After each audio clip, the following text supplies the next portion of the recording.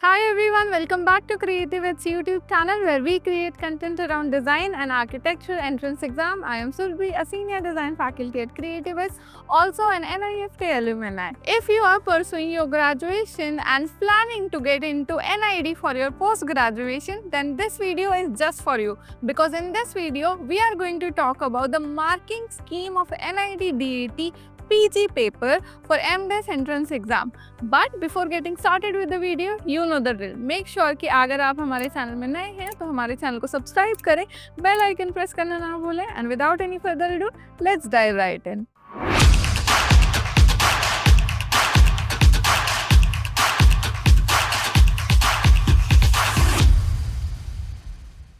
Marking scheme समझने से पहले हम थोड़ा सा पेपर पैटर्न को ब्रेक डाउन कर लेते हैं.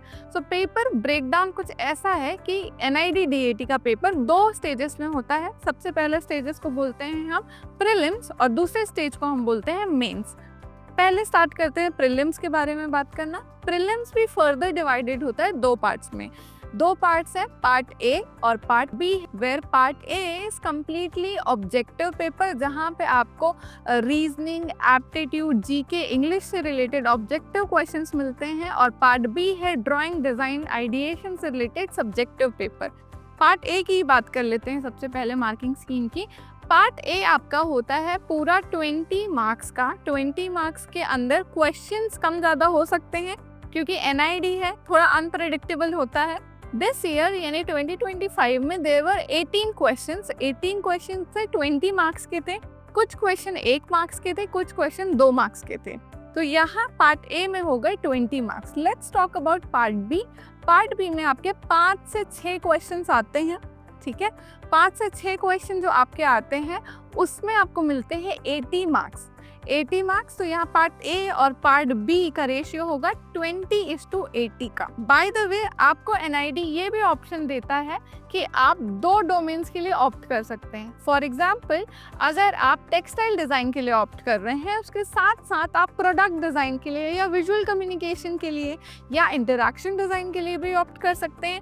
बट हाँ, डोमेन सिर्फ आप 2 ही ऑप्ट कर सकते हैं. इस सिचुएशन में आपको 2 डोमेन्स के लिए पेपर अलग अलग देने पड़ेंगे.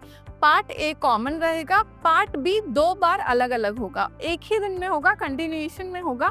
स्टार्टिंग होगी आपकी पार्ट ए से, उसके बाद आपको पार्ट बी मिलेगा डोमेन नंबर 1 का, उसके बाद आपको मिलेगा डोमेन नंबर 2 का पार्ट बी. सो ऐसे आपका एक ही दिन में पूरा प्रीलिम्स का पेपर हो जाता है. अगर प्रीलिम्स की टाइमिंग्स की बात करें तो इस साल का जो MDes का पेपर था वो 10 बजे से स्टार्ट हुआ था. 10 बजे से 12:30 बजे तक पार्ट ए और पार्ट बी डोमेन नंबर 1 का कंप्लीट करना था और 12:30 से लेके 2:45 तक डोमेन नंबर 2 का कंप्लीट करना था. So this was all about prelims. Now let's talk about the main. Now mains is further divided into 2 parts. Mains में भी 2 पार्ट होते हैं. सबसे पहला पार्ट होता है स्टूडियो टेस्ट जो कि UG PG दोनों में होता है. पार्ट दूसरा जो होता है वो होता है पर्सनल इंटरव्यू जो सिर्फ और सिर्फ MDes यानी कि PG में ही होता है, अंडर ग्रेजुएशन में नहीं होता है. स्टूडियो टेस्ट में आपकी hands on model making, listing skills, observation skills के ऊपर स्टूडियो टेस्ट होता है जो आपको NID के सेंटर में ही जाके देना पड़ता है. और उसके बाद जो पर्सनल इंटरव्यू भी होता है वो भी आपको उसी सेम दिन भी हो सकता है और उसके अगले दिन भी हो सकता है. कंटिन्यूशन में होता है, ऐसा नहीं कि पहले स्टूडियो टेस्ट हो गया उसके बहुत बाद पर्सनल इंटरव्यू हो गया, ऐसा नहीं होता. वो एक ही दिन होता है या तो एक दिन बाद होता है. पर्सनल इंटरव्यू में आपको 1-on-1 जूरी मेंबर्स आपके बैकग्राउंड के बारे में, आपके इंटरेस्ट एरिया के बारे में, जनरल चीज़ें आपके बारे में आपसे क्वेश्चन पूछते हैं. उसके बेसिस में वो डिसाइड करते हैं whether you are a correct fit for NID और नॉट. मार्क्स डिस्ट्रीब्यूशन और आई से weightage distribution of prelims and mains is, prelims का होता है 30%, मेंस में स्टूडियो टेस्ट का होता है 40% और पर्सनल इंटरव्यू का होता है 30%. मतलब प्रीलिम्स का हो गया 30% और मेंस का हो गया 70% इन टोटल. इससे हमें ये पता चलता है कि जितना हम प्रीलिम्स की तैयारी करते हैं उतना ही ज़रूरी है कि हम मेंस की भी तैयारी करें क्योंकि आपका सिलेक्शन डिपेंड करता है इन दोनों राउंड में आप कितने अच्छे से एस करते हैं.